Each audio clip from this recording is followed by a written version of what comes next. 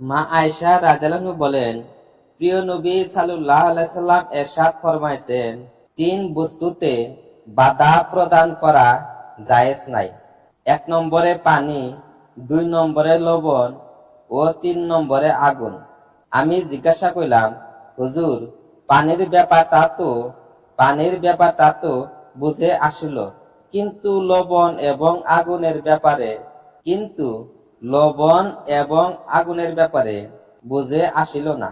হুজুর সাল্লাল্লাহু আলাইহি সাল্লাম ফরমালেন, হুমায়রা অর্থাৎ মা আয়েশা রাদিয়াল্লাহুর স্নেহ প্রসূত নাম। আগুন দান করিলে যেমন নাকি সেই আগুন দ্বারা পাকানো যাবতীয় খাদ্য দান করিল, আর লবণ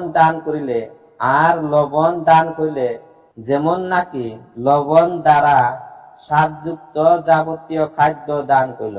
অতঃপর হুজুর সাল্লাল্লাহু আলাইহি সাল্লাম একটা বিধান ফরমাইলেন, যতটুকু ভালো কাজ করিবে উহাই তোমার জন্য মঙ্গল।